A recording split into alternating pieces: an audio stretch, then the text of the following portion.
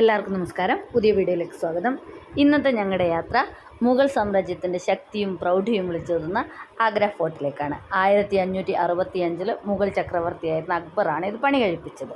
ഞങ്ങൾ ഫത്തേപൂർ സിക്രിയിലത്തെ കാഴ്ചകളൊക്കെ കണ്ടിട്ട് അവിടെ നിന്ന് 37 കിലോമീറ്റർ മാത്രം ദൂരെയുള്ള ആഗ്ര ഫോർട്ടിലേക്ക് വരികയാണ് ചെയ്തതെന്ന് ഇന്നലത്തെ വീഡിയോയിൽ പറഞ്ഞിട്ടുണ്ടായിരുന്നില്ലേ. അങ്ങനെ ഞങ്ങളത് ആഗ്ര ഫോർട്ടിലെത്തി അവിടുന്ന് ടിക്കറ്റൊക്കെ എടുത്തിട്ട് ഫോർട്ട് കാണാൻ വേണ്ടി പോവാണ്. ഇവിടെയും നമുക്ക് ഫത്തേപൂർ സിക്രിയിലുള്ള പോലെ തന്നെ നമ്മൾ എൻട്രി ചെയ്യുമ്പോഴത്തേക്കും തന്നെ നിറയെ ഗൈഡ്സൊക്കെ നമ്മൾ അപ്രോച്ച് ചെയ്യും. പക്ഷേ അങ്ങനെ ഇവിടെയാണെങ്കിൽ ഞങ്ങൾ ഫത്തേപൂർ സിക്രി കണ്ടു കഴിഞ്ഞപ്പോൾ തന്നെ 2:30 ആയിട്ടുണ്ടായിരുന്നില്ലേ. അത് കഴിഞ്ഞിട്ട് ഇവിടെ വന്നിട്ട് ഗൈഡിൻ്റെ കൂടെ നടന്ന് എല്ലാം കണ്ട് എക്സ്പ്ലോർ ചെയ്യാനുള്ള അത്രയും സമയവും ക്ഷമയും ഞങ്ങൾക്കില്ലായിരുന്നു. അതുകൊണ്ട് ഞങ്ങൾ ഗൈഡിനെ ഒന്നും എടുത്തില്ല. പിന്നെ കുറച്ച് നമുക്ക് ഇതിനെക്കുറിച്ച് അറിയുകയും ചെയ്യുന്നതുകൊണ്ട് അങ്ങനെ കാണാമെന്ന് വിചാരിച്ചു. അങ്ങനെ നമ്മളത് ഗേറ്റിൻ്റെ കോട്ടയുടെ അകത്തേക്ക് എൻട്രി ചെയ്യാണ്.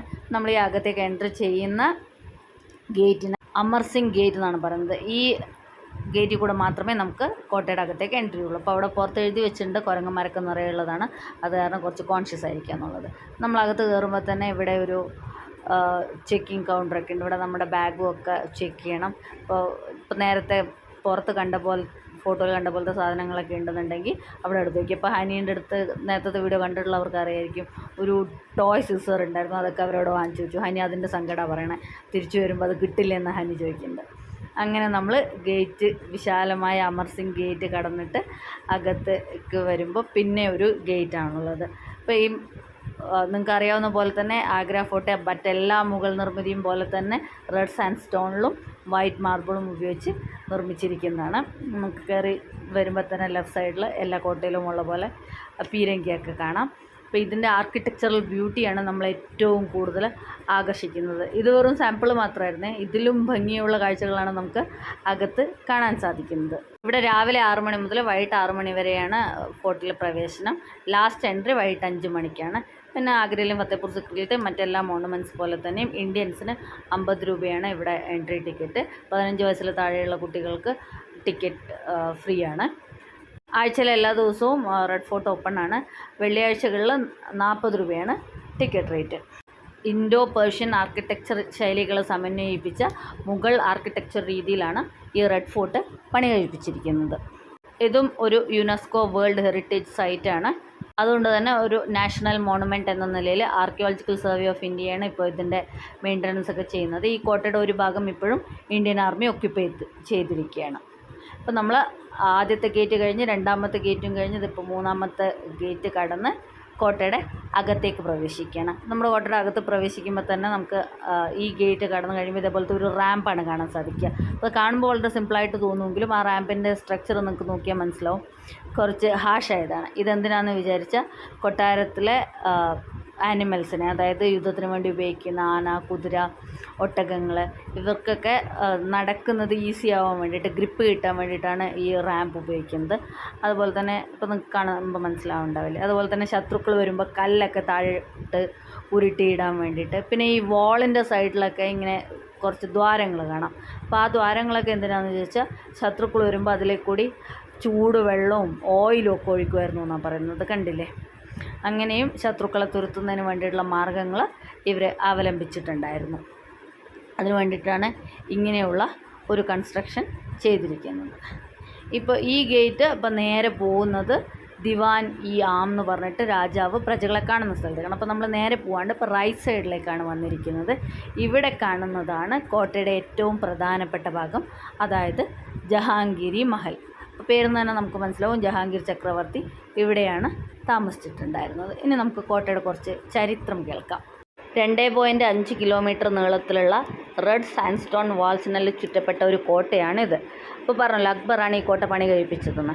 അപ്പോൾ അക്ബർ ഈ കോട്ട പണി കഴിപ്പിക്കുന്നതിന് മുമ്പേ ഇവിടം രാജ്പൂത്ത് ഭരണത്തിന് കീഴിലായിരുന്നു. അപ്പോൾ അവർ ഉണ്ടാക്കി വെച്ച ഒരു ബ്രിക്ക് ഫോർട്ട് ഉണ്ടായിരുന്നു, ബാദൽഗാർ എന്ന് പറഞ്ഞിട്ട്.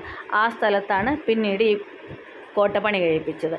രാജ്പൂത്ത് ഭരണകർത്താക്കളിൽ നിന്നും ലോധി വംശത്തിലെ രാജാവായിരുന്ന സിക്കന്ദർ ലോധി ഈ പ്രദേശം പിടിച്ചടക്കുകയും അദ്ദേഹം പിന്നീട് ഡൽഹിയിൽ നിന്നും തലസ്ഥാന നഗരം ആഗ്രയിലേക്ക് മാറ്റുകയും ചെയ്തു. ആക്ച്വലി പുതിയ ആഗ്ര സിറ്റിയുടെ നിർമ്മാതാവ് സിക്കന്ദർ ലോധി എന്നാണ് അറിയപ്പെടുന്നത്. പിന്നീട് 1526 സിക്കന്ദർ ലോധിയുടെ മകനായ ഇബ്രാഹിം ലോധി ബാബറുമായിട്ടുള്ള യുദ്ധത്തിൽ, അതായത് ഒന്നാം പാനിപ്പത്ത് യുദ്ധത്തിൽ പരാജയപ്പെടുകയും അതിനുശേഷം ഈ സ്ഥലം ബാബറിൻ്റെ അധീനതയിലാവുകയും ചെയ്തു. അവിടെ നിന്നാണ് ഇന്ത്യയിൽ മുഗൾ സാമ്രാജ്യത്തിൻ്റെ ഭരണം ആരംഭിക്കുന്നത്. അപ്പോൾ ബാബർ പിന്നീട് തൻ്റെ മകനായ ഹുമയൂണിനെ ഇവിടുത്തെ ചക്രവർത്തിയായിട്ട് അവരോധിക്കുകയും ഹുമയൂൺ പിന്നീട് അക്ബറിനെ, സ്വന്തം മകനായ അക്ബറിനെ തൻ്റെ പിന്തുടർച്ചാവകാശിയായിട്ട് നിയമിക്കുകയും ചെയ്തു. അങ്ങനെയാണ് ഈ സ്ഥലം മുഗൾ ഭരണത്തിൻ്റെ കീഴിലാവുന്നത്. അങ്ങനെ അക്ബർ ഇവിടെ ഒരു കോട്ടയുടെ പണി ആരംഭിക്കുകയും പിന്നെ അക്ബർ മുഗൾ സാമ്രാജ്യത്തിൻ്റെ തലസ്ഥാനമായിട്ട് ആഗ്രയെ മാറ്റുകയും ചെയ്തു. ഇനി നമുക്ക് ജഹാംഗീരി മഹലിൻ്റെ അകത്തെ കാഴ്ചകൾ കാണാം. അതിന് മുമ്പായിട്ട് നമ്മൾ ജഹാംഗീരിൻ്റെ മഹലിൻ്റെ അകത്തേക്ക് കയറുന്നതിന് മുമ്പേ ഇവിടെ നമുക്ക് ഇങ്ങനെ ഒരു കൺസ്ട്രക്ഷൻ കാണാം. ഇതിവിടെ എഴുതി വെച്ചിട്ടുണ്ട് ജഹാംഗീർസ് ബാത്ത് ടബ് എന്നാണ്. അപ്പോൾ അക്ബറിനെ സലീം ചിസ്തിയുടെ അനുഗ്രഹത്താൽ ഉണ്ടായ മകനാണ് ജഹാംഗീർ എന്ന് പറഞ്ഞല്ലോ. അപ്പോൾ ജഹാംഗീർ ഇവിടെയാണ് വളർന്നത്, ആഗ്ര ഫോർട്ടിൽ. അപ്പം അദ്ദേഹത്തിന് കുളിക്കുന്നതിന് വേണ്ടിയിട്ടുണ്ടാക്കിയ ബാത്ത് ടബാണിത്. ഇത് നേരത്തെ കൊട്ടാരത്തിൻ്റെ അകത്തായിരുന്നു ഭരണകാലത്ത്, പിന്നീട് ഇപ്പോൾ ടൂറിസ്റ്റുകൾക്ക് വേണ്ടി പുറത്തേക്ക് വച്ചതാണ്. അപ്പോൾ ആ സമയത്ത് ഇത് പകുതിയോളം മണ്ണിൽ താഴ്ത്തി വെച്ച നിലയിലായിരുന്നു. ജഹാംഗീർ കുട്ടിയായിരുന്നില്ലേ, അപ്പോൾ കയറി കുളിക്കുന്നതിനൊക്കെ എളുപ്പത്തിന് വേണ്ടിയിട്ട്.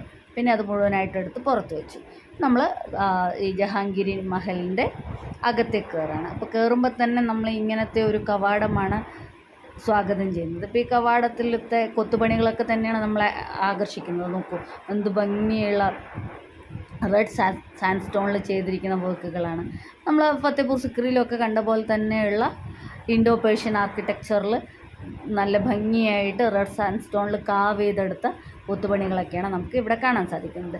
ഇനി നമ്മൾ ഇവിടെ നിന്ന് നേരെ എൻ്റർ ചെയ്യുന്നത് ജഹാംഗീറിൻ്റെ ബെഡ്റൂം, ഡൈനിങ് റൂം, അതേപോലെ കൊട്ടാരത്തിലെ റാണിമാരുടെ അന്തഃപുരം, ഇതൊക്കെ സ്ഥിതി ചെയ്യുന്ന ഒരു പാലസ് കോംപ്ലക്സിൻ്റെ അകത്താണ്.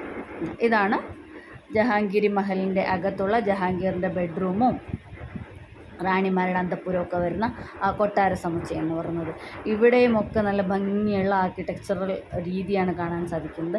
അപ്പോൾ മുഗൾ ഭരണകാലത്ത് ഇതേപോലെ താമസിക്കാനുള്ള സ്ഥലത്തൊക്കെ ഇത്രയും ഭംഗിയായിട്ടുള്ള കൊത്തുപണികളൊക്കെ ചെയ്ത് സുന്ദരമാക്കിയിരുന്നു.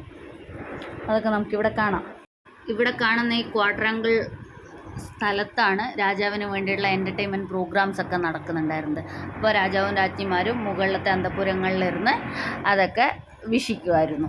അങ്ങനെയാണ് ജഹാംഗീറിൻ്റെ കാലത്ത് ഇവിടെ ഈ ജഹാംഗീറിൻ്റെ ബെഡ്റൂം സമുച്ചയം പ്രവർത്തിച്ചിട്ടുണ്ടായിരുന്നത്. പിന്നെ ഇവിടുന്ന് നമ്മൾ അടുത്ത് പോകുന്നത് ജഹാംഗീറിന് ശേഷം പിന്നീട് വന്നത് അദ്ദേഹത്തിൻ്റെ മകനായ ഷാജഹാനാണല്ലോ ചക്രവർത്തി പദത്തിലേക്ക്.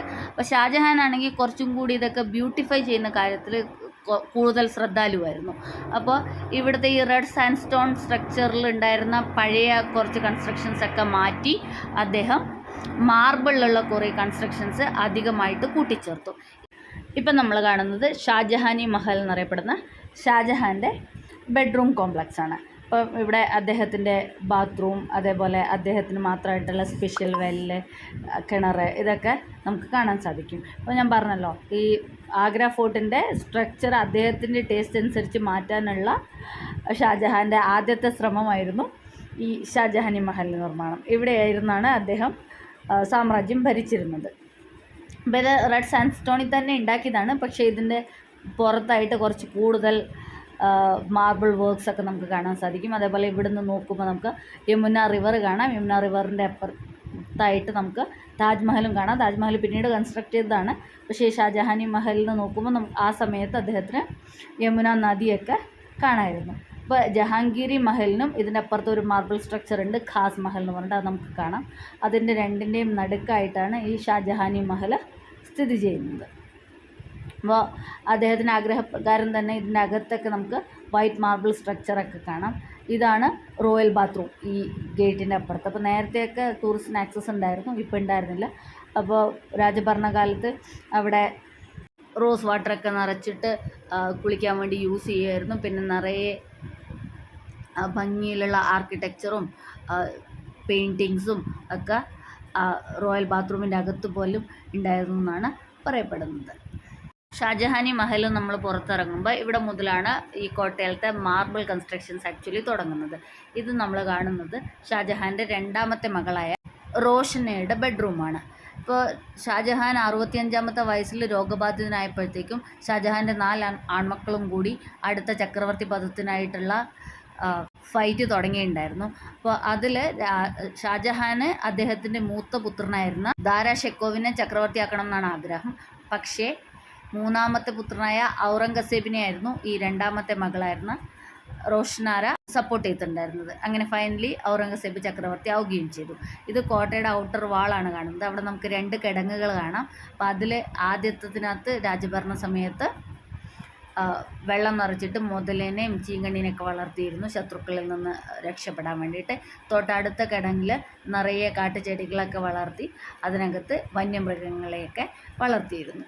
ഇനി നമ്മൾ ചെല്ലുന്നതാണ് ഖാസ് മഹൽ എന്ന് പറഞ്ഞിട്ട് ഷാജഹാൻ്റെ അദ്ദേഹത്തിൻ്റെ പ്രിയപത്നിയായിരുന്ന മുംതാസിൻ്റെ ബെഡ്റൂമിലേക്ക്. ഇത് മുഴുവനായിട്ട് മാർബിളിൽ നിർമ്മിച്ച് അകത്തൊക്കെ നിറയെ സ്വർണവും വിലപിടിപ്പുള്ള വസ്തുക്കളൊക്കെ ആയിട്ട് ഡെക്കറേറ്റ് ചെയ്തിട്ട് ഉള്ള ഒരു കൊട്ടാര സമുച്ചയമായിരുന്നു.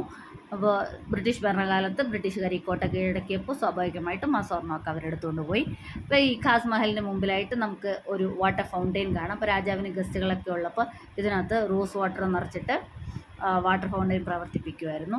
ഈ വാട്ടർ ഫൗണ്ടെയിൻ്റെ തൊട്ട് മുമ്പിലായിട്ട് നമുക്ക് ഒരു ഗാർഡൻ കാണാം. ഈ ഗാർഡൻ ജഹാംഗീറിൻ്റെ സമയത്ത് ഉണ്ടായിരുന്ന മുന്തിരിത്തോട്ടമായിരുന്നു. ജഹാംഗീറിന് മുന്തിരി വൈൻ വലിയ ഇഷ്ടമായിരുന്നു. അപ്പോൾ അദ്ദേഹത്തിന് വേണ്ടിയിട്ട് ഇവിടെ മുന്തിരി വളർത്തി അതിൽ നിന്നുള്ള വൈനാണ് അദ്ദേഹം കുടിച്ചുകൊണ്ടിരുന്നത്. അപ്പോൾ ഇതിൻ്റെ നടുക്കായിട്ട് നമുക്കൊരു സീറ്റ് കാണാം. ആ സീറ്റിലിരുന്നാണ് അദ്ദേഹം വൈൻ ആസ്വദിച്ചുകൊണ്ടിരുന്നതെന്നാണ് പറയുന്നത്. ഇതിന് ചുറ്റുമുള്ള കെട്ടിടങ്ങളൊക്കെ കൊട്ടാരത്തിലെ മുതിർന്ന ഉദ്യോഗസ്ഥന്മാരുടെയും അതേപോലെ മിലിറ്ററിയിൽ ഉയർന്ന റാങ്കിലുള്ളവരുടെയൊക്കെ താമസ സ്ഥലമായിരുന്നു. നമ്മളങ്ങനെ ഖാസ് മഹൽ കണ്ടു കഴിഞ്ഞിട്ട് പിന്നെ വരുമ്പോൾ ഇപ്പോൾ കാണുന്നത് ഷാജഹാൻ്റെ മൂത്ത പുത്രിയായിരുന്ന ജഹാനാസിൻ്റെ റൂമാണ്. അപ്പോൾ അതിലൊന്നും മെയിൻ്റനൻസ് നടക്കുന്നതാണ്. ഇപ്പോൾ ആർക്കിയോളജിക്കൽ സർവേ ഓഫ് ഇന്ത്യ അങ്ങോട്ടുള്ള എൻട്രി റെസ്ട്രിക്റ്റ് ചെയ്തിട്ടുണ്ട്. അപ്പോൾ നിങ്ങൾ വിചാരിക്കേണ്ടോ ഇതിനൊന്നും ഡോറൊന്നും കാണുന്നില്ലല്ലോ. പക്ഷേ രാജഭരണകാലത്ത് ഈ ഡോറിന് പകരമൊക്കെ കർട്ടൻസാണ് യൂസ് ചെയ്തിരുന്നത്. ആ കർട്ടൻസ് തന്നെ വില കൂടിയ വജ്രങ്ങളും മുത്തുകളും വൈരങ്ങളൊക്കെ കൊണ്ട് ഡെക്കറേറ്റ് ചെയ്തിട്ടുണ്ടായിരുന്നു. അപ്പോൾ അത് ജൊഹാനാസിൻ്റെ ബെഡ്റൂമാണ് കാണുന്നത്. ഇനിയാണ് നമ്മൾ ചെല്ലാൻ പോകുന്ന ഈ ജഹാംഗീരി മഹലിൻ്റെ ഏറ്റവും പ്രധാനപ്പെട്ട ഒരു സ്ഥലത്തേക്ക്, അതായത് മുസമ്മാൻ ബുർജ്. ഇവിടെയാണ് ഷാജഹാൻ തൻ്റെ അവസാനത്തെ 8 വർഷം വീട്ടുതടങ്കലിലായിട്ട് കടന്നിട്ടുണ്ടായിരുന്നത്. ഇപ്പോൾ പറഞ്ഞല്ലോ, ഷാജഹാൻ്റെ 4 ആൺമക്കൾ കൂടി സാമ്രാജ്യത്വത്തിന് വേണ്ടിയിട്ട് ചക്രവർത്തി പദത്തിന് വേണ്ടിയിട്ട് അടിയുണ്ടാക്കി. അങ്ങനെ അവസാനം 3-ാമത്തെ പുത്രനായ ഔറംഗസേബാണ് അതിൽ വിജയിച്ചത്. 1657 അദ്ദേഹം രോഗബാധിതനായി. രോഗശൈലിയിൽ നിന്ന് അദ്ദേഹം തിരിച്ചു വരുമ്പോഴത്തേക്കും ഔറംഗസേബ് ചക്രവർത്തി പദം ഓൾറെഡി കൈയടക്കിയിട്ടുണ്ടായിരുന്നു. അങ്ങനെ ഷാജഹാൻ തിരിച്ചു വന്നപ്പോഴത്തേക്കും ഔറംഗസേബ് അദ്ദേഹത്തിന് വീട്ടുതടങ്കലിലാക്കി. അപ്പോൾ അദ്ദേഹം വീട്ടുതടങ്കലിൽ ഇരുന്ന റൂമാണ് ഈ മുസമ്മാൻ ബുർജ് എന്ന് പറയുന്നത്. അപ്പോൾ 1631 ഓൾറെഡി മുംതാസ് മരിച്ചിട്ടുണ്ടായിരുന്നു. അങ്ങനെ 1632 അദ്ദേഹം താജ്മഹലിൻ്റെ കൺസ്ട്രക്ഷൻ ആരംഭിച്ചു. 1653 അതിൻ്റെ താജ്മഹലിൻ്റെ നിർമ്മാണം പൂർത്തിയായി. 1657 ഷാജഹാൻ രോഗബാധിതനായതെന്ന് പറഞ്ഞല്ലോ. അപ്പോൾ അതിനുശേഷം അദ്ദേഹം രോഗശൈലിയിൽ നിന്ന് തിരിച്ചു വന്നു. പക്ഷേ പിന്നീട് ഔറംഗസേബ് അദ്ദേഹത്തെ ജയിലടക്കുകയാണ് ഉണ്ടായത്. അപ്പോൾ ഈ മുസമ്മാൻ ബുർജിന് പ്രത്യേകത എന്താണെന്ന് വെച്ചാൽ അവിടുത്തെ ഏത് വിൻഡോയിൽ കൂടെ നോക്കിയാലും താജ്മഹൽ കാണാൻ സാധിക്കും. അങ്ങനെ ഷാജഹാൻ തൻ്റെ ജീവിതത്തിൻ്റെ അവസാന 8 വർഷം, അതായത് 1666 അദ്ദേഹം മരിക്കുന്നത് വരെയും ഈ റൂമിൽ തൻ്റെ പ്രിയപത്നിയായിരുന്ന മുംതാസിൻ്റെ ശവകുടീരം നോക്കിക്കൊണ്ടാണ് കഴിഞ്ഞിരുന്നത്. മരണശേഷം അദ്ദേഹത്തിൻ്റെ ആഗ്രഹം പോലെ തന്നെ തൻ്റെ പ്രാണപ്രേയസിയുടെ ഖബറിനരിയിലായിട്ട് അദ്ദേഹത്തെയും ഖബറടക്കി. ഇതൊക്കെ മുസമ്മാൻ ബുർജിൻ്റെ ഭാഗങ്ങളാണ്. നേരത്തെ നമുക്ക് ഇതിനകത്തേക്കൊക്കെ ആക്സസ് ഉണ്ടായിരുന്നു. പക്ഷേ ടൂറിസ്റ്റ് കയറി ഈ പെയിൻറ്റിങ്സും ഒക്കെ നശിപ്പിക്കുന്നത് കാരണം ഇപ്പോൾ ആക്സസ് ഇല്ല. മുസമ്മാൻ ബുർജിൻ്റെ അകത്തെ കാഴ്ചകളാണ് ഈ കാണുന്നത്. അപ്പോൾ അത്രയും ഇൻട്രിക്കേറ്റായ നല്ല കൊത്തുപണികളും പെയിൻറ്റിങ്സും ഒക്കെ നമുക്ക് ഈ മഹൽ കാണാൻ സാധിക്കും. അദ്ദേഹം വീട്ടുതടങ്കലിലായിരുന്നെങ്കിൽ പോലും ഒരു ചക്രവർത്തിയുടെ പ്രൗഢിയോട് തന്നെയാണ് ജയിലിലും അദ്ദേഹം ജീവിച്ചിട്ടുണ്ടായിരുന്നത്. അപ്പോൾ അതുപോലെ തന്നെ ഷാജഹാൻ ആണെങ്കിൽ ഈ യമുനയുടെ ഓപ്പോസിറ്റ് സൈഡിൽ, അതായത് താജ്മഹൽ ഉണ്ടാക്കിയതിൻ്റെ അങ്ങേക്കരയിൽ താജ്മഹൽ പോലെ തന്നെ ബ്ലാക്ക് മാർബിളിൽ ഒരു സൗധം നിർമ്മിക്കണം എന്ന് ആഗ്രഹം ഉണ്ടായിരുന്നു. പക്ഷേ ഔറംഗസേബ് കുറച്ച് ലളിത ജീവിതം നയിക്കാൻ ആഗ്രഹിച്ചിരുന്ന ഒരാളായിരുന്നല്ലോ. അതുകൊണ്ട് തന്നെ അദ്ദേഹം അത് രാജ്യത്തിൻ്റെ സാമ്പത്തിക സ്ഥിതിയെ ബാധിക്കും, താജ്മഹലിൻ്റെ നിർമ്മാണം കൊണ്ട് തന്നെ രാജ്യത്തിൻ്റെ സാമ്പത്തിക സ്ഥിതി വളരെയധികം താഴോട്ട് പോയിട്ടുണ്ടായിരുന്നു എന്നുള്ളത് മനസ്സിലാക്കി സ്വന്തം പിതാവിൻ്റെ ആ ഒരു ആഗ്രഹത്തെ നിരുത്സാഹപ്പെടുത്തുകയാണ് ഉണ്ടായത്. ഈ മുസമാൻ ബുർജ് കണ്ടു കഴിഞ്ഞിട്ട് ഇനി നമ്മൾ പോകുന്നത് ഈ ആഗ്ര ഫോർട്ടിൽ ഷാജഹാൻ അദ്ദേഹത്തിന് പ്രാർത്ഥിക്കാൻ വേണ്ടി മാത്രമായിട്ട് ഒരു മസ്ജിദ് പണി കഴിപ്പിച്ചിട്ടുണ്ടായിരുന്നു. അപ്പോൾ ആ മസ്ജിദിൻ്റെ കാഴ്ചകളിലേക്കാണ് ഇനി നമ്മൾ പോകുന്നത്. മീന മസ്ജിദ് എന്നാണ് ആ മസ്ജിദ് അറിയപ്പെട്ടിരുന്നത്. ഇപ്പോൾ പക്ഷേ മസ്ജിദിൻ്റെ അകത്തേക്ക് നമുക്ക് പ്രവേശനമില്ല, അവിടെ അത് ലോക്ക് ചെയ്ത് വെച്ചിരിക്കുകയാണ്. ഇവിടെ എഴുതി വെച്ചിരിക്കുന്നത് കാണാം. മീന മസ്ജിദും അതിൻ്റെ ഡിസ്ക്രിപ്ഷനും ഒക്കെ ഇവിടെ കൊടുത്തിട്ടുണ്ട്. ഈ പള്ളി പൂർണ്ണമായും വെളുത്ത മാർബിളിൽ നിർമ്മിച്ച ഷാജഹാൻ തൻ്റെ വ്യക്തിപരമായ ആവശ്യത്തിന് മാത്രം ഉപയോഗിച്ചിരുന്ന ഒരു ചെറിയ പള്ളിയാണ്. ഈ പള്ളിക്കകത്ത് പ്രത്യേകിച്ച് അലങ്കാരങ്ങളോ ഒന്നുമില്ല. വളരെ ലളിതമായ രൂപകൽപ്പനയുള്ള 3 കമാനങ്ങളോട് കൂടിയ ഒരു നിസ്കാര മുറി മാത്രമാണുള്ളത്. അപ്പോൾ അദ്ദേഹം മുസമ്മാൻ ബുർജിൽ വീട്ടുതടങ്കലിലായിരുന്നപ്പോഴും ഈ പള്ളി അദ്ദേഹം നിസ്കാരത്തിന് വേണ്ടിയിട്ട് ഉപയോഗിച്ചിരുന്നു. അപ്പോൾ അവിടുന്ന് മുമ്പോട്ട് വരുമ്പോൾ നമുക്ക് ഇതേപോലെ ഒരു കോട്ടയാട് കാണാം.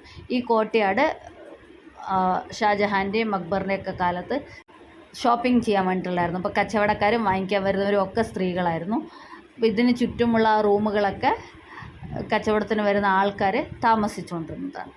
ഇനിയിപ്പോൾ നമ്മൾ പോകുന്നത്, നമ്മൾ നേരത്തെ ഫത്തേപൂർ സിക്രിയിൽ പോയപ്പം അവിടെ ഒരു ദിവാനി യാമും ദിവാനി ഖാസും കണ്ടിട്ടുണ്ടായിരുന്നില്ലേ, അതേപോലെ ആഗ്ര ഫോർട്ടിലത്തെ ദിവാനി ഖാസിലേക്കാണ് ഇപ്പോൾ നമ്മൾ പോകുന്നത്. ഇവിടെ ഇരുന്നാണ് രാജാവ് മന്ത്രിമാരായിട്ടും അതേപോലെ വിദേശ പ്രതിനിധികളൊക്കെ ആയിട്ട് ചർച്ചകൾ നടത്തിക്കൊണ്ടിരുന്നത്. ഫത്തേപൂർ സിക്രിയിലെ പോലത്തെ ഉള്ള ഒരു കൺസ്ട്രക്ഷൻ അല്ല, ഇതൊരു ഓപ്പൺ കോട്ടയാട് മാതിരിയാണുള്ളത്. അപ്പോൾ അവിടെ ഇരുന്നിട്ടാണ് അദ്ദേഹം, അതിപ്പോൾ ജഹാംഗീർ ആവട്ടെ, അക്ബർ ആവട്ടെ, ഷാജഹാൻ ആവട്ടെ, ഇവരെല്ലാവരും ഔറംഗസേബും ഒക്കെ ഈ സ്ഥലത്ത് ഇരുന്നിട്ടാണ് മന്ത്രിമാരുമായിട്ട് ചർച്ചകളൊക്കെ നടത്തിക്കൊണ്ടിരുന്നത്. അപ്പോൾ ഇവിടെ നിന്നും നമുക്കിത് യമുന നദിയുടെയും താജ്മഹലിൻ്റെയൊക്കെ നല്ല ഭംഗിയുള്ള ഒരു വ്യൂ കിട്ടുന്നുണ്ടാവും. അപ്പോൾ ഇവിടെ നമുക്കൊരു സിംഹാസനം പോലത്തെ സ്ട്രക്ചർ കാണാം. അപ്പോൾ അതൊക്കെ ഇപ്പോൾ പ്രൊട്ടക്റ്റ് ചെയ്ത് വെച്ചിട്ടാണുള്ളത്. ഇവിടെയാണ് രാജാവ് ഇരുന്നുകൊണ്ടിരുന്നത്. അപ്പോൾ ഇവിടെ ഇരുന്നിട്ടാണ് രാജാവ് ഈ ഡിസ്കഷൻസൊക്കെ നടത്തിയിരുന്നത്. ബ്ലാക്ക് മാർബിൾ സ്റ്റോണിൽ നിർമ്മിച്ച് ഇപ്പം നമ്മൾ കണ്ട സിംഹാസനം ജഹാംഗീറിൻ്റെ ആയിരുന്നു. അത് 10 അടി നീളവും 9 അടി വീതിയും 6 ഇഞ്ച് കനവുമുള്ള ഒരു സിംഗിൾ ബ്ലാക്ക് മാർബിൾ സ്റ്റോണാണ്. അപ്പോൾ അത് ആമയുടെ പുറന്തോടിൻ്റെ രൂപത്തിലാണ്, അതായത് നടുഭാഗം അല്പം ഉയർന്നും മറ്റ് 2 വശങ്ങളിലേക്കും ചെരിഞ്ഞും ഇരിക്കുന്ന രീതിയിലുള്ള ഒരു കൺസ്ട്രക്ഷനാണ് അതിൻ്റെത്. അപ്പോൾ ഇതിലാണെന്നുണ്ടെങ്കിൽ ഇത് അദ്ദേഹം അലഹബാദിൽ പണി കഴിപ്പിച്ച് അവിടെ നിന്ന് കൊണ്ടുവന്ന ഒരു സിംഹാസനമാണ്. അപ്പോൾ അതിൻ്റെ നേരെ ഓപ്പോസിറ്റായിട്ട് നമുക്ക് മറ്റ് രാജാക്കന്മാർ ഉപയോഗിച്ചിരുന്ന ഈ വൈറ്റ് കളറിലുള്ള, അതായത് വൈറ്റ് മാർബിളിലുള്ള ഒരു സിംഹാസനവും കാണാം. ഇതാണ് നമ്മൾ നേരത്തെ പറഞ്ഞ സ്ത്രീകൾക്ക് വേണ്ടിയിട്ടുള്ള മാർക്കറ്റ്. അതിന് മീന ബസാർ എന്നാണ് അറിയപ്പെട്ടിരുന്നത്. നമ്മൾ ഇതൊക്കെ കണ്ടു കഴിഞ്ഞും ഈ ദിവാനി ഖാസും ഷാജഹാൻ്റെ മസ്ജിദൊക്കെ കണ്ട് താഴേക്ക് ഇറങ്ങി നമ്മൾ ജഹാംഗീരി മഹലിൽ നിന്ന് പുറത്തേക്ക് വരികയാണ്. അപ്പോൾ ഈ കോട്ടയുടെ ഭംഗി നമുക്ക് എത്ര വർണ്ണിച്ചാലും മതിയാവില്ല. കാരണം അത്രയും ഭംഗിയുള്ള കൊത്തുപണികളും പെയിൻറ്റിങ്സും ഒക്കെയാണ്. അതിപ്പോൾ സാൻഡ് സ്റ്റോണിലാവട്ടെ, അല്ല വൈറ്റ് മാർബിളിലാവട്ടെ, ബ്ലാക്ക് മാർബിളിലാവട്ടെ, എവിടെ നോക്കിയാലും നമുക്ക് മുഗൾ ആർക്കിടെക്ചറിൻ്റെ ഭംഗി കാണാൻ സാധിക്കും. ഞങ്ങൾ അത് ജഹാംഗീരി മഹലൊക്കെ കണ്ട് പുറത്തിറങ്ങിയപ്പോഴത്തേക്കും ഏകദേശം സൺസെറ്റ് ആവാറായി. ഞങ്ങൾ സൺസെറ്റിൻ്റെ സമയത്ത് ഇവിടെ താജ്മഹലിന് നേരെ ഓപ്പോസിറ്റുള്ള മെഹ്താബ് ഗാർഡൻ എന്ന് പറഞ്ഞ മുഗൾ ഗാർഡനിൽ പോയിട്ട് താജ്മഹൽ കാണണം എന്ന് ആഗ്രഹിച്ചിട്ടുണ്ടായിരുന്നു. പക്ഷേ ഇപ്പോൾ റെഡ് ഫോർട്ടിൽ തന്നെ ഞങ്ങൾക്ക് കുറേ സമയം ലേറ്റായി. ഇപ്പം നമ്മൾ നേരത്തെ വരുമ്പം ജഹാംഗീരി മഹലിന് തൊട്ട് ഇടത് ഭാഗത്തായിട്ട് ഒരു ഗേറ്റ് കണ്ടിട്ടുണ്ടായിരുന്നു. ഞാൻ പറഞ്ഞില്ല, അവിടെയാണ് ദിവാനി ആം എന്ന് പറഞ്ഞിട്ട് രാജാവ് പൊതുജനങ്ങളെ കാണുകയും അവരുടെ പരാതികൾക്കൊക്കെ ചെയ്യുന്ന സ്ഥലം. ഇനിയിപ്പോൾ നമ്മൾ അങ്ങോട്ടാണ് പോകുന്നത്. ഇവിടെയാണ് ദിവാനിയാം, അതായത് രാജാവ് തൻ്റെ പ്രജകളുമായിട്ട് സംവദിച്ചിരുന്ന സ്ഥലം. ഈ ദിവാനിയാമിൻ്റെ മുമ്പിൽ നല്ല ഗാർഡനൊക്കെ ഉണ്ടാക്കി അത് നല്ലോണം മെയിൻറ്റെയിൻ ചെയ്തിട്ടുണ്ട്. ഇവിടെയാണ് നമ്മൾ നേരത്തെ എൻട്രി ചെയ്യുന്ന സമയത്ത് കുരങ്ങന്മാർ സൂക്ഷിക്കുക എന്ന് പറഞ്ഞുള്ള ബോർഡ് കണ്ടില്ലേ, അപ്പോൾ അതിനെക്കുറിച്ച് കോൺഷ്യസ് ആവേണ്ടത് ഇവിടെയാണ്. ഇവിടെ നിറയെ കുരങ്ങന്മാരുണ്ട്. നമ്മൾ ജഹാംഗീരി മഹലിൻ്റെ അകത്ത് കയറുമ്പോൾ അവിടെയൊന്നും പ്രശ്നമില്ല, പക്ഷേ ഇവിടെ കുരങ്ങന്മാർ ഇത്തിരി സൂക്ഷിക്കണം. ഇവിടെയുള്ള മരത്തിന് മുകളിലും ഈ ഗാർഡനിലൊക്കെ ആയിട്ട് അവരിങ്ങനെ ഓടിച്ചാടി നടക്കുന്നുണ്ട്. ഇതാ കണ്ടില്ലേ ഇരിക്കുന്നത്. ഉപദ്രവിക്കുന്നൊന്നും ഉണ്ടായിരുന്നില്ല, പക്ഷേ ഉപദ്രവിക്കുമെന്നുള്ള കാര്യത്തിൽ നമുക്ക് വലിയ ഉറപ്പൊന്നുമില്ലല്ലോ. അതുകൊണ്ട് ഇത്തിരി കോൺഷ്യസ് ആയിരുന്നാൽ നല്ലതായിരിക്കും എന്നാണ് തോന്നുന്നത്. ഇതാണ് ആഗ്ര ഫോർട്ടിലത്തെ ദിവാനി ആമിൻ്റെ കൺസ്ട്രക്ഷൻ രീതി. അപ്പോൾ അത് ഫത്തേപൂർ സിക്രിയിലത്തതുമായിട്ട് കുറച്ച് വ്യത്യാസമുണ്ട്. ഫത്തേപൂർ സിക്രിയിൽ അത്രയും 111 തൂണുകളൊക്കെ ആയിട്ട് ഒരു വലിയ ഓപ്പൺ കോട്ടയാടിലായിരുന്നത്. ഇതും ഒരു ഓപ്പൺ കോട്ടയാട് തന്നെയാണ്, പക്ഷേ അത്രയും വലുതല്ല, കുറച്ച് ചെറുതാണ്. ഇത് ദിവാനി ആമിലുള്ള ഒരു സ്റ്റെപ്പ് വെല്ലാണ് പണ്ട് രാജഭരണകാലത്ത് യൂസ് ചെയ്തിട്ടുണ്ടായിരുന്നു. ഇപ്പോൾ അതൊക്കെ അടച്ച് വെച്ചിട്ടാണുള്ളത്. മേ ബി ആൾക്കാരെ അപകടത്തിൽപ്പെടണ്ടെന്ന് വിചാരിച്ചിട്ടായിരിക്കും. പക്ഷെ നമുക്കതിൻ്റെ ഇടയിൽ കൂടി നോക്കാം. കണ്ടോ, നല്ല ആഴമുണ്ട്. അത്രയും ആഴത്തിലുള്ള ഒരു സ്റ്റെപ്പ് വെല്ലാണത്. പിന്നെ ഈ ദിവാനി ആമിൻ്റെ ഈ പുറത്തേക്ക് ഒരു ഗേറ്റും കൂടി ഉണ്ട്. പക്ഷേ ഞാൻ പറഞ്ഞല്ലോ, നമുക്ക് റെഡ് ഫോർട്ടിലേക്ക് നേരത്തെ നമ്മൾ എൻ്റർ ചെയ്ത ആ ഒരു അമർ സിംഗ് ഗേറ്റ് വഴി മാത്രമേ എൻട്രൻസ് ഉള്ളൂ. അപ്പോൾ ഇതിൻ്റെ പുറത്തേക്ക് നമുക്ക് ഈ ഗേറ്റ് ദിവാനി ആമിൻ്റെ കോട്ടയാടിൻ്റെ ഓപ്പോസിറ്റുള്ള ഗേറ്റാണ്. അപ്പോൾ ഈ ഗേറ്റിൽ കൂടെ പോയി കഴിഞ്ഞാൽ നമ്മൾ നേരത്തെ മുകളിൽ നിന്ന് മീന ബസാർന്ന് കണ്ടില്ലേ, ഇവിടെ കൊട്ടാരത്തിലെ സ്ത്രീകൾക്ക് ഷോപ്പിംഗ് ചെയ്യാൻ വേണ്ടിയിട്ടുള്ള ഷോപ്പിംഗ് സെൻറ്റർ, അവിടത്തേക്ക്, അതേപോലെ ഈ കോട്ടയ്ക്കകത്തുള്ള മോത്തി മസ്ജിദ്, ഗിജ്രി ഗേറ്റ്, ഇങ്ങനെ 3 സ്ഥലത്തേക്ക് നമുക്ക് ഇതുവഴിയാണ് പോകേണ്ടത്. പക്ഷേ അവിടെ ഇപ്പോൾ മെയിൻ്റനൻസ് നടക്കുന്ന കാരണം നമ്മളെ അങ്ങോട്ട് കടത്തി വിടുന്നില്ല. അതുകൊണ്ട് ഞങ്ങൾക്ക് അങ്ങോട്ട് പോകാൻ സാധിച്ചില്ല. കണ്ടില്ലേ, അതായത് ഇവിടെ മീന ബസാർ, മോത്തി മസ്ജിദ്, ഗിജ്രി ഗേറ്റ് എന്നൊക്കെ പറഞ്ഞ് ബോർഡ് വെച്ചിട്ടുണ്ട്. പക്ഷേ മെയിൻ്റനൻസിൻ്റെ ബോർഡ് അവിടെയുണ്ട്. നമ്മൾ വെളിയിൽ നിന്ന് നോക്കുമ്പോൾ അതിനകത്തെ സ്ട്രക്ചർ ഇങ്ങനെയാണ്. ഇവിടെയും എനിക്ക് തോന്നുന്നു സെയിം റെഡ് സാൻഡ് സ്റ്റോണിലും കുറച്ച് മരത്തിൽ ഒക്കെ ആയിട്ടുള്ള കൺസ്ട്രക്ഷൻ തന്നെയാണ്. പക്ഷേ നമുക്കത് എക്സാക്റ്റ് എന്താണെന്നുള്ളത് കാണാൻ പറ്റിയില്ല. ഷാജഹാനാണ് ആഗ്ര ഫോർട്ടിലത്തെ ഈ ദിവാനി ആം നിർമ്മിച്ചത്. അദ്ദേഹം പിന്നീട് ഡൽഹിയിലെയും ലാഹോറിലെയും ഒക്കെ ദർബാർ ഹാളിൽ ഇതേപോലത്തെ ദിവാനി ആം നിർമ്മിക്കാൻ വേണ്ടി നിർദ്ദേശിക്കുകയുണ്ടായി. അപ്പോൾ ദിവാനി ആമിൻ്റെ സ്ട്രക്ചറാണ് ഇതിനകത്തുള്ളത്. ഇപ്പോൾ ഫത്തേപൂർ സിക്രിയിൽ അക്ബറിൻ്റെ ദിവാനി ആം കിഴക്കോട്ട് തിരിഞ്ഞായിരുന്നു ഉണ്ടായിരുന്നെങ്കിൽ ഇവിടെ ആഗ്ര ഫോർട്ടിൽ അത് പടിഞ്ഞാറ് ഭാഗത്തേക്ക് തിരിഞ്ഞാണ്. അപ്പോൾ 40 തൂണുകളാൽ മനോഹരമാക്കപ്പെട്ട ഒരു സ്ട്രക്ചറാണ് ഈ ആഗ്ര ഫോർട്ടിലത്തെ ദിവാനി ആമിനുള്ളത്.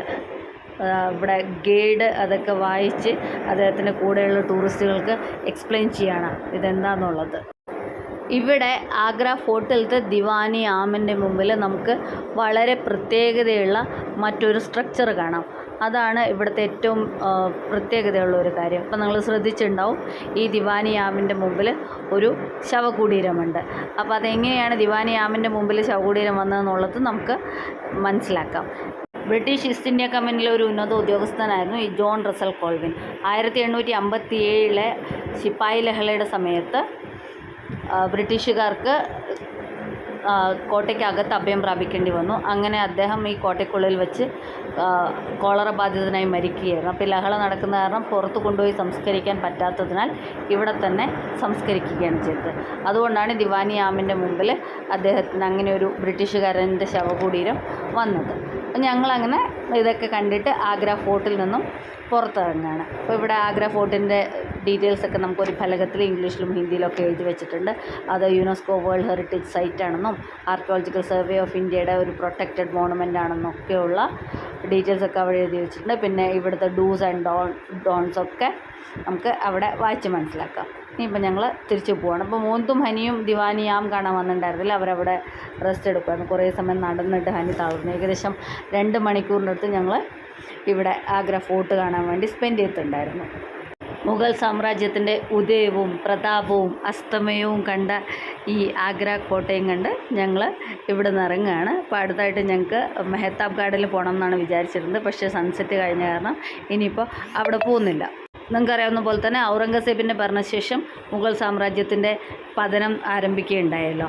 അപ്പോൾ അക്ബർ മുതൽ ഔറംഗസേബ് വരെയുള്ള ചക്രവർത്തിമാരുടെ ഭരണവും ഭരണ നേട്ടങ്ങളും അവരുടെ അസ്തമയവും ഒക്കെ കണ്ട ഈ കോട്ട ഇന്ത്യയിലെ വാസ്തുശില്പകലയുടെ ഒരു മകുടോദാഹരണമാണെന്ന് തന്നെ പറയാം. മുഗൾ സാമ്രാജ്യത്തിൻ്റെ അസ്തമനം സംഭവിച്ചുവെങ്കിലും ഈ കോട്ട ഇപ്പോഴും തല ഉയർത്തി തന്നെ നിൽക്കുകയാണ്. ചരിത്രം കാണാനുള്ളതല്ല, അത് അനുഭവിക്കാനുള്ളതാണെന്നുള്ള വാചകം എത്രയോ അന്വർത്ഥമാക്കുന്ന കാഴ്ചകളാണ് നമുക്ക് ആഗ്രയിലത്തെ ഓരോ നിർമ്മിതിയിലും കാണാൻ സാധിക്കുക. 1983 യുനെസ്കോ വേൾഡ് ഹെറിറ്റേജ് സൈറ്റായി അംഗീകരിക്കപ്പെട്ട ഈ മനോഹരമായ കോട്ടയുടെ വിശേഷങ്ങളൊക്കെ നമ്മൾ കണ്ടല്ലോ.